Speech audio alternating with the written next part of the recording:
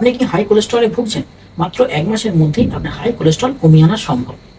তবে শুধু ওষুধ খেলে চলবে না, আপনাকে মানতে হবে আরো কিছু নিয়ম ও আরো কিছু ঘরোয়া পদ্ধতি।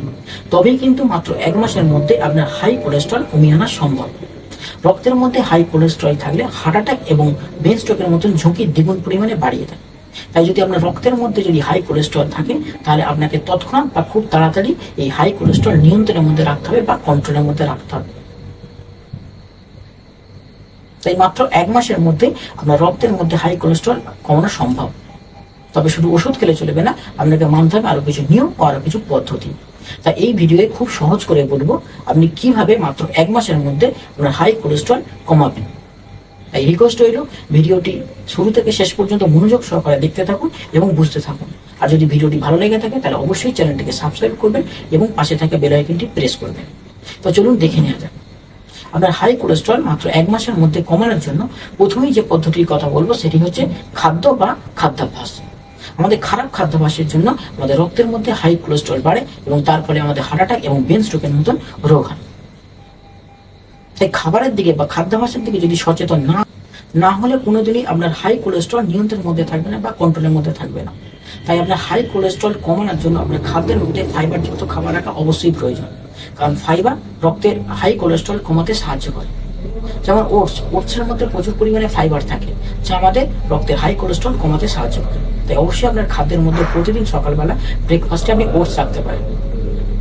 ফাইবার যুক্ত ওটস শুধুমাত্র রক্তের মধ্যে কোলেস্ট্রল কমায় না, এই ফাইবার যুক্ত খাবার আমাদের পেটটা ভরা থাকে, তার ফলে আমাদের সারাদিন বিশেষ কিছু খাবার খাওয়ার ইচ্ছা হয় না বা পেটটা ভর্তি থাকে।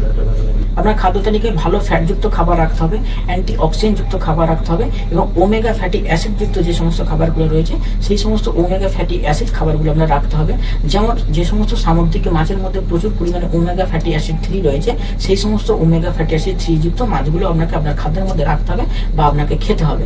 যেমন হচ্ছে সালমন ফিশ এবং হচ্ছে ইলিশ মাছ। এই সালমন ফিশ এবং ইলিশ মাছের মধ্যে প্রচুর পরিমাণে ওমেগা ফ্যাটি অ্যাসিড 3 রয়েছে। এই ওমেগা ফ্যাটি অ্যাসিড 3 মাত্র 1 মাসের মধ্যে আপনার উচ্চ কোলেস্ট্রল কমাতে সাহায্য করবে।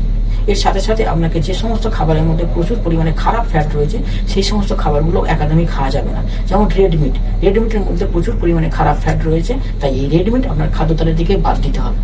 এবং যে সমস্ত প্যাকেট জাতীয় যে সমস্ত খাবারগুলো রয়েছে সেই সমস্ত খাবারগুলি আপনার খাদ্য তালিকার মধ্যে একদমই রাখা যাবে না। যেমন কেক, পেস্ট্রি, বার্গার, এই ধরনের খাবারগুলো একদমই আপনাকে খাওয়া চলবে না। এবং রাস্তার ধারে দোকানেতে যে সমস্ত তেলে ভাজা জাতীয় জিনিস রয়েছে সেই সমস্ত তেলে ভাজা জাতীয় যে সমস্ত খাবারগুলি রয়েছে সেই সমস্ত খাবারগুলি আপনাকে একদমই খাওয়া যাবে না। এবং হোটেল থেকে আনা যে সমস্ত খাবার রয়েছে সেই সমস্ত খাবারগুলো একদমই খাওয়া যাবে না, কারণ সেই সমস্ত খাবারের মধ্যে প্রচুর পরিমাণে ট্রান্সফার থাকে। তাই এই ট্রান্সফার যুক্ত খাবারগুলো আপনার খাদ্য তালিকা থেকে বাদ দিতে হবে। এর সাথে সাথে আপনাকে প্রতিদিন পর্যাপ্ত পরিমাণে জল খেতে হবে, কারণ পর্যাপ্ত পরিমাণে জল আমাদের শরীরকে ডিটক্সিফাইড করে, তার ফলে আমাদের শরীর সুস্থ থাকে।